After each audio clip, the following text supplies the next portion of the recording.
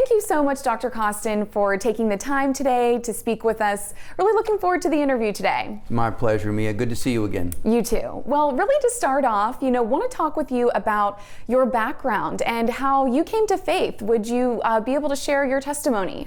Yes, I grew up in a Christian home for which I thank God every day. My mom was a Christian and my dad was a Christian when they were married. They were both raised in Christian homes.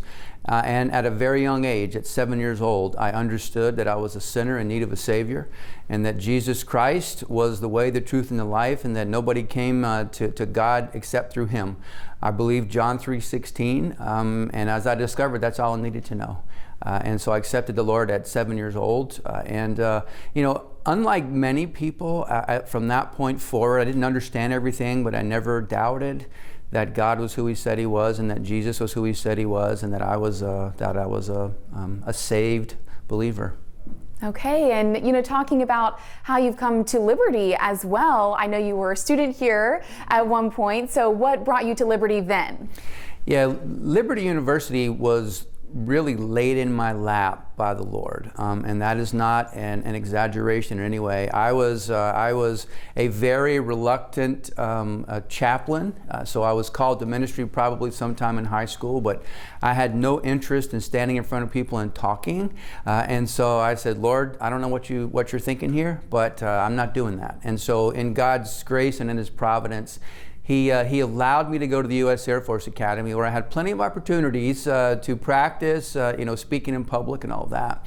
And then after I was a second lieutenant, my first Air Force assignment as an industrial engineer in Florida, where I met my wife, Vicki, he used a Bible preaching pastor and a Bible believing church to call me back. And so as a second lieutenant, I had this strong sense that I was called not just to the ministry specifically, but specifically to be an Air Force chaplain. I loved the Air Force, I loved Air Force people, and it seemed to be the perfect fit. And so, back in 1987 when this happened, there was no internet, there were no cell phones, but Liberty University, as it has always been, was on the cutting edge of innovation, cutting edge of educational pedagogy, cutting edge of educational delivery systems, and was able to deliver to me in my living room with proctored tests and such a way that was the precursor to the online, the LU online that is sort of global now. So God used that by a youth pastor at our church. After I explained to him my dilemma, I was called to the ministry.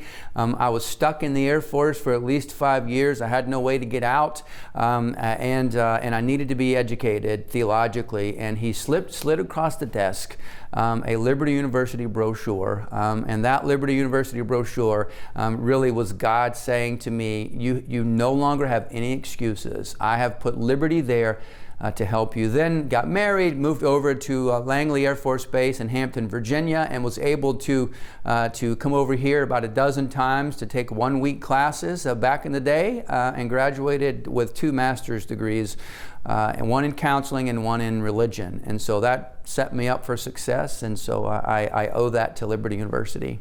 Well, you can really see how God's hand was just involved all the way, and now you're here today as the president of Liberty University. So talking about that, how did you get here now as president? What led you to this position? Yeah, I was very happy where we were, and so was Vicki. We were in a place we loved, with people we loved, doing a mission we loved, really in a place that was like Liberty University in every meaningful way except for size. Obviously, Liberty University being the largest Christian university in the world, the size and scale are different, but the mission and the passion from whence we came is exactly the same. So I wasn't looking to move. I wasn't looking to, I thought we'd moved for the last time. As a military member, we'd moved a bunch, and my wife was very patient with all those moves. And so we prayed long and hard And what we said in the end is, listen, you know, we owe a lot to Liberty University. And I could say that over and over and over again. I can never repay Liberty University for what Liberty has done for me. My entire career, everything that happened was because Liberty was there when I needed Liberty to be there. So we said, you know, we don't want to move. We're happy where we are. We're beach people, not mountain people, you know, all of that. But we said, if God opens the door, which was seemingly impossible, you know, it doesn't make any sense that I'm sitting here today. But if God opens the door, then we will assume that it was actually God who opened the door. I wasn't trying to kick down a door. I wasn't trying to scheme or maneuver. I had a good job. I love where we were. But we said, if God opened the door, and we had the sense that it was Him and not us. In other words, that we were running to something, not running from something, then we would go. And so even at the last little bit there, when it was apparent that God had opened the door, we said to ourselves, really, you know, do we want to leave where we are? But end of the day, we had promised God that we would go if He opened the door. And He did. And so here we are. And we've loved every minute of it. Awesome. And I know that really it's been, you know, a calling, but, you know, why would you say you really wanted to be in this position? Why did you want to step in this role? Yeah, you know, there is every job on the face of the planet is significant and important. There are no jobs that are more important than others. Just because you're on TV doesn't mean you're more important than somebody else. So God gifts us and blesses us and positions us into places that only He can explain. You know, there are 10,000 people who could have sat in the chair having this interview with you today, but for reasons only God knows, He asked us to do it, and so we're glad that we're here. The things that I love about being a president are the same things I loved about being a chaplain, the same things I loved about being the chief of chaplains. I have the opportunity every single day to, in the words that Liberty University uses, we train champions for Christ. In the Air Force, I had the opportunity to hang out with 18 to 22-year-olds who were in a very critical stage of their life, who were trying to figure out what was next, who were trying to figure out meaning and purpose and significance and identity and all the stuff that all the rest of us had to go through when we left home and went to college or went into a career or went into the military. So all of those things, and what I loved about the Air Force, I love about here, and that is I get to be engaged in that process. I wish I could spend more time with students. I spend as much time as possible with students. But what I also love about Liberty University, the same thing I loved about my previous job, is I get to hang around hard-charging, highly capable, competent people with strong character who are called in similar ways to pour themselves into raising up the next generation of citizens, of champions for Christ. And so, at least for me, I can't think of anything else I would rather do than that. Wow. Well, now let's talk about the future of Liberty University too. What would you say your specific plans are to grow or enhance the university? Yeah, my leadership style is collaborative in nature. You know, the one thing that I have known from every room I've ever been in is I'm never going to be the smartest person in the room. I'm never going to be the one with the best ideas. I'm never going to be the one with the experience, especially here with the context. And so what we're in the process of doing right now is we are at the very early stages of a strategic planning process. And so as the hundreds of people who are already working on it would say is, this dude's wearing us out already. I mean, he just got here and he's wearing us out. But we're taking a really deep dive into what we call an environmental scan. What about our community? What about our region, our state, our country, the world? What about higher education generally? What about the economy? What about all of that is going to be impacting what our next steps are? After this process, we'll move right into a SWOT analysis. We'll look at strengths, weaknesses, opportunities, and threats. threats. And then this will be a global process. We're going to ask every alum, every student, every parent, every local community member. We're going to ask everybody to speak into what liberty should be for the next 5 to 10 years. Then we will gather that together, and we'll look to see how large does liberty, how large should liberty be? What about our mission? We're never going to change our mission, but what about delivery systems? What about facilities? What about all of that? And so we're going to have a process of looking at here are our resources, here are our needs. How do we apply this number of resources to this amount of needs in the next 5 to 10 years? Academically, athletically, student life, spiritual life, all of that. And collectively we'll come up with a plan. And then we will say, because we will have prayed all along the way, all right, God, it looks like you've given us a pretty ambitious plan. Let's go for it. And then we'll rally around that plan. So looking forward to the process. It's a lot of fun. So how long do you expect that process to take, the compiling information, to then be able to come up with that strategic plan? It's going to be expedited. If there's a strategic planner listening to this interview, he or she is going to say, "What are you, crazy?" And I might say, "Probably." And so our best guess is in the next 4 to 5 months, we will have a no-kidding strategic plan that has been heavily vetted, that has been heavily researched. It's not going to be smoke and mirrors. It's going to be a real plan, giving us real targets with real metrics that we can all march forward together. And so I think it will be our Christmas gift to the university. And so that's our hope.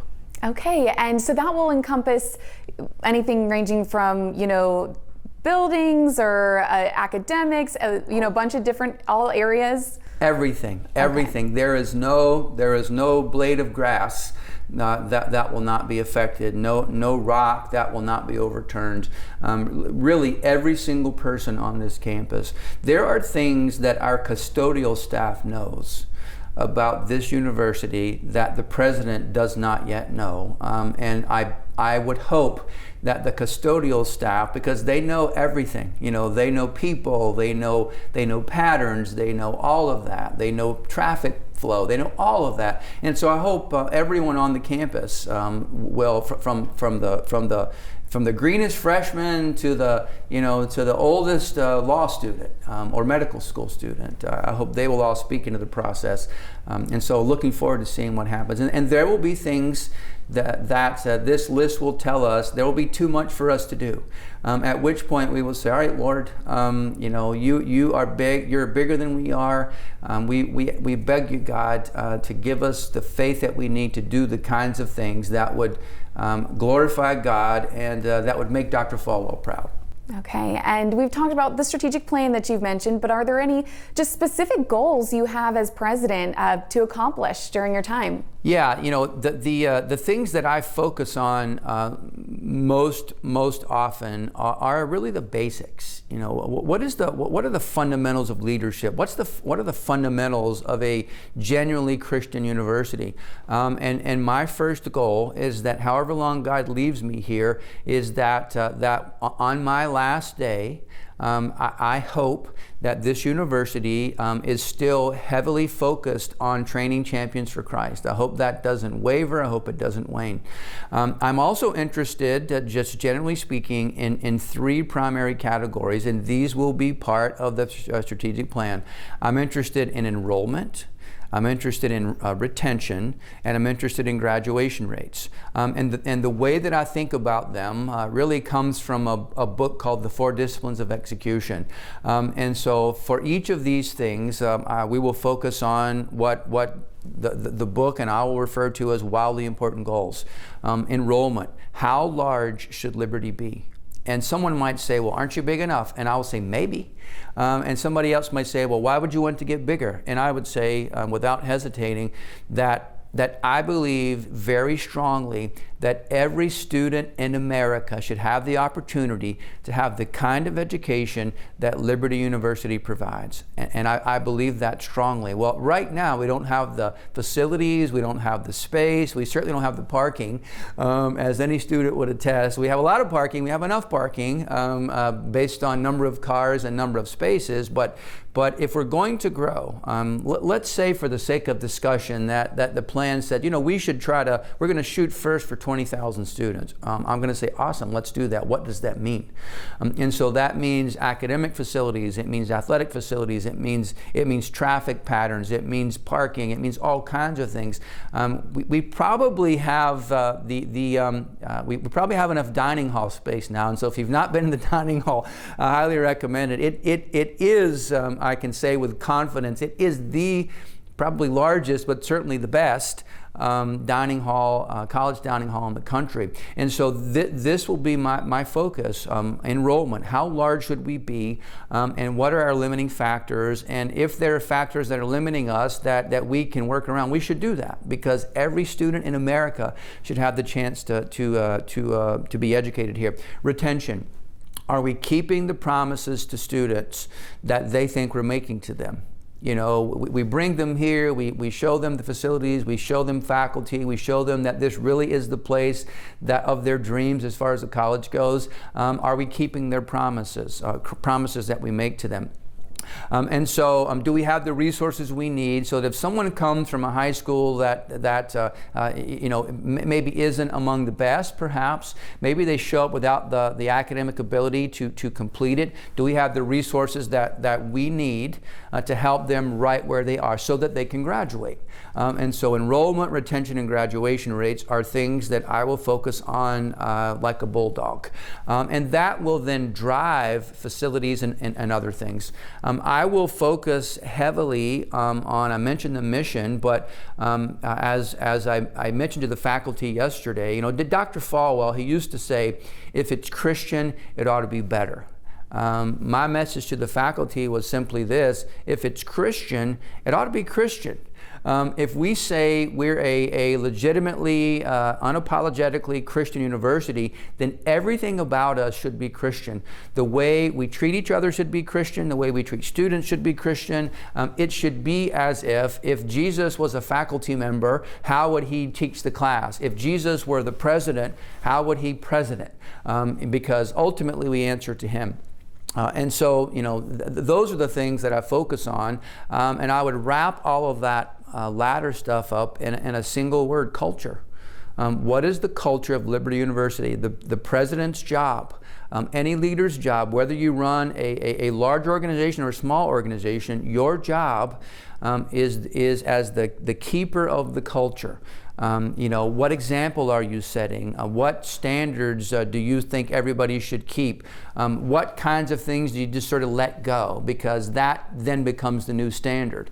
And so all of that will be part of it. And so I have sort of four core values. I don't know how they'll end up here, but four core values that have sort of driven my time in higher education, at least. And I refer to these as EPIC.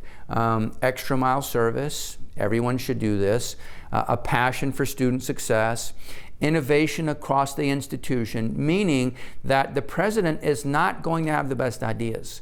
The best ideas are going to come from people who are in the trenches with students, fighting the good fight, and who know where processes are broken. They should let us know what those processes are so we can fix them. And then last, the C is a Christian culture, Christian community. And so I'll focus on those things heavily, and other things will emerge. Okay, and do you plan to collaborate with students at all in any of this? Absolutely. I had a meeting last week with our student body president and vice president. Last night we had a town hall meeting and we talked about the strategic plan. And I said to students last night in this town hall meeting that the expectation is that they would have a huge input into the plan, because student success is the name of the game here. Training Champions for Christ is another way to say student success. Student success is about making sure students graduate who are critical thinkers and problem solvers, who are data savvy, who understand that, especially in this era, which has sort of jumped upon us, the mental health crisis that the nation is experiencing. We want to make sure that when students graduate, they have the faith commitments and the mental ability to go through difficult times and come out on the other side better off than they were. We want to make sure students understand how to suffer well, how to go through difficulty and trial and not give up, and so that they can say with confidence, listen, God says He is bigger than our problems. Let's trust Him in that. Let's believe that. Let's not just make it a cliche or words. Let's actually look into the Scriptures and apply that to our own lives. And I think if and when we do, the data say this without equivocation, all across. Those who are devout in their faith are better by statistically significant differences in every category of their life. Physically, spiritually, relationally, socially, emotionally, all of that, and resilience is one of those benefits. And so students are going to be, God willing, the beneficiary of all of this work that we do. And now I've got to ask, construction seems to always be a topic here on campus. It seems like it's always growing, always something new. Are there any new buildings that you would like to build? Well, sure. Yeah, I mean, there are plenty of things. I would love for us to have a state-of-the-art engineering facility. We have a fairly new engineering program that is going great guns. I'd love to see us have a world-class engineering facility. As a student, would say to me, I would just point them to, in this direction, in the way that I'm sitting now, being constructed as we speak. Which for them will be far more valuable than an engineering facility, is a new parking deck. And so 1,530 spots in this parking deck. I would love to see a dedicated law school building, for instance. Things that are on our minds. One of the things that we'll be looking at as part of the strategic plan is to what extent should Liberty University be engaged in research? Should we be doing more research in all areas than we're doing now? If so, what does that look like? What kind of facilities should we have? If the athletic director was sitting here, he would give you a list. If the vice president for academic affairs, the provost, were sitting here, he could give you a list. We could make a long list, and we will make a long list, and we'll see how God has us to attack it. And what about degrees? Are there any new degrees you'd want to add at Liberty? Liberty University offers something like 700. I can't keep track of them all. I've been here about 2 months.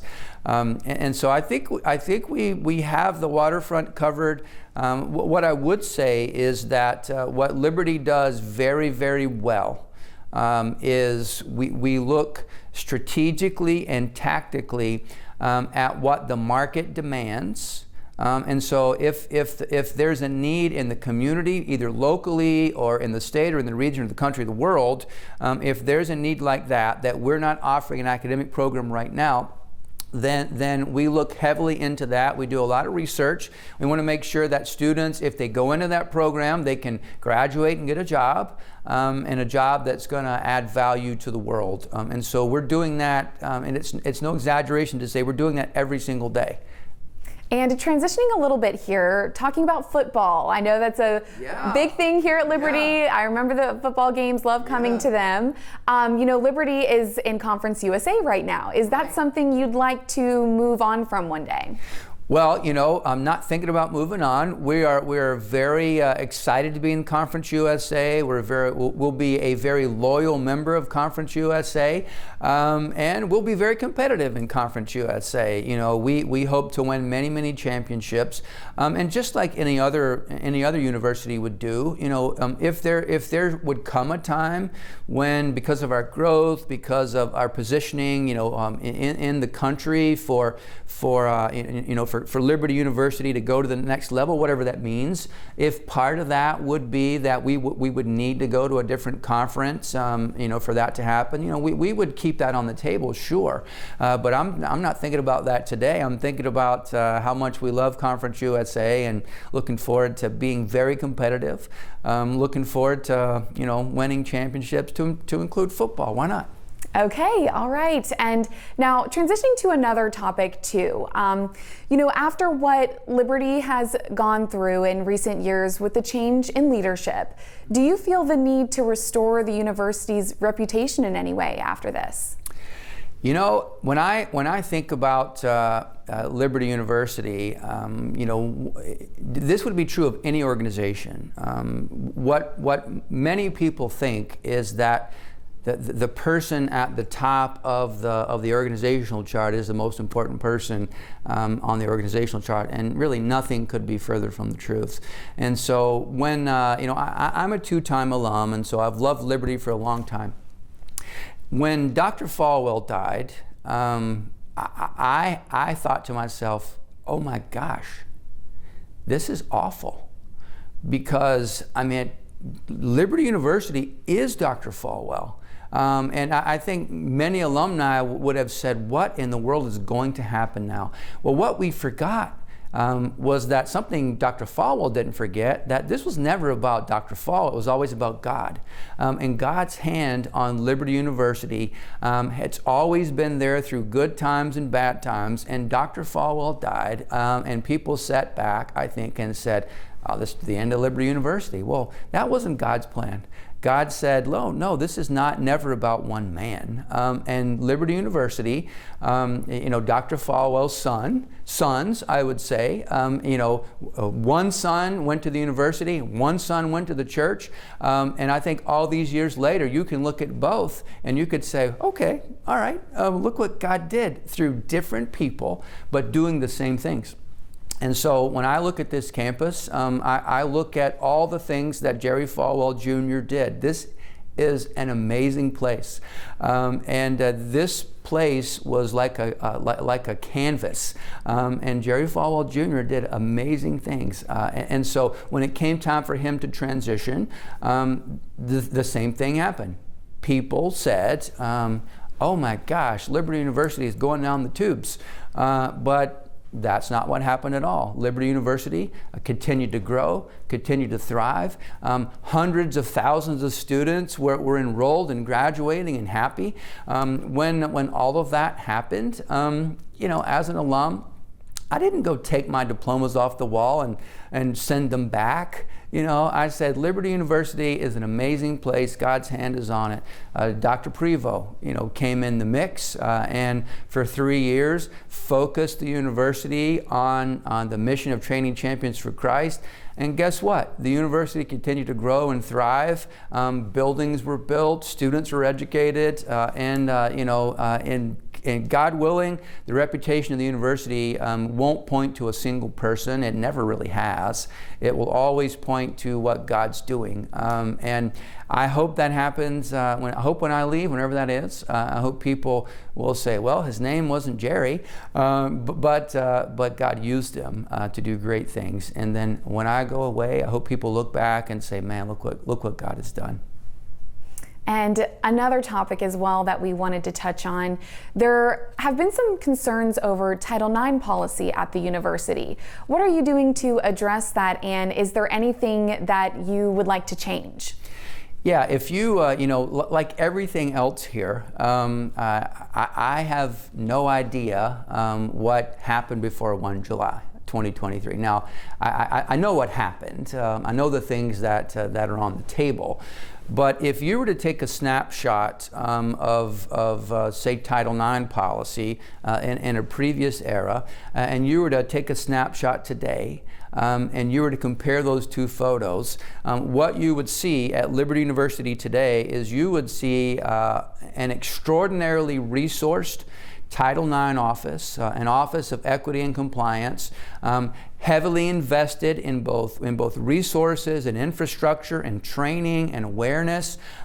Just in the last year, for instance, we've done a recent reorganization in which the Office of Equity and Compliance and the Office of Security and Safety and Security are sort of peers now, working together, making sure that every student on this campus is safe physically, emotionally, relationally, spiritually, and all that.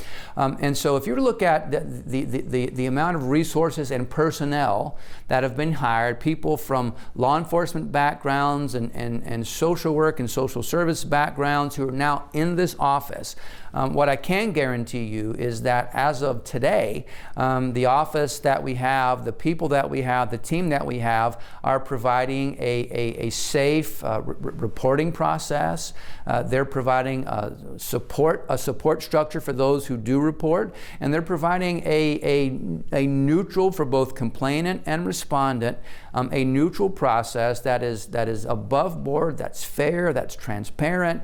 And if I had a student, a prospective student, and I was looking at Liberty University, and all I knew about Liberty was the current state of the Title IX office and processes and infrastructure and resources and all of that, I wouldn't even begin to hesitate to send into Liberty. And so we're in a really great place, and I look forward to seeing again how God uses that office in particular to make sure that we are training champions for Christ in every possible respect. Well, thank you, Dr. Costin, for just all of your responses so far and all these questions. And as we just go ahead and wrap up the interview here, just want to hear from you. What is your overall vision for Liberty University going forward? Yeah, when I think about Liberty University, I think about what Liberty did for me. I think about Liberty being innovative and on the front lines of things that nobody else thought was possible. But people, leadership here said, we're going to do something that other people think is crazy. We're gonna do something that's gonna lean into helping students, making them successful where they are. Liberty's always done that. Liberty continues to do that. And so my vision for Liberty University is going to be a whole lot more of that. Even better, no university is perfect, no culture is perfect, no president is perfect, and so my job is to make sure that we are doing everything that we're doing better and better and better every single day. And part of the fun, frankly, of strategic leadership positions like this is tackling tough challenges, doing hard things, realizing that I'm at the end of my capability already, and that's where I trust in God. I look forward to being used by God in that way, because at the end of the day, people will not look to me and say, oh, isn't he amazing? Because they never will. They will look to me and say, wow, look what God has done. And so that really is my vision. One day, yes, as we look across this campus, I hope there are more buildings, yes. I hope there are more students, yes. I hope our impact in all of Christian higher education is more and bigger and better, because Liberty University, I think, has an obligation, a responsibility to all the other distinctively Christian universities who are trying to be on the front lines. We have the ability to speak into those ways and into those processes in ways other people don't. And so I hope that we do our part as the big brother for many other Christian schools, that we help them thrive right where they are, because as the years progress, there's going to be more of a need for distinctively Christian universities, not less of a need. And so that's what I hope happens, is that Liberty gets to be Liberty and gets to do everything that it's always done. I can't wait to see what God does. And is there anything else you wanted to share that I didn't ask you? 2 words, Mia. Go Flames. Go Flames. Awesome. Well, thank you so much, Dr. Costin. Really appreciate your time today and just all of your responses and insights. So we appreciate it. Thanks, Mia. Appreciate it. Thank you. Thanks for watching the ABC 13 YouTube channel. If you'd like to get more videos and live coverage and local stories, Click to subscribe and download our ABC 13 News app.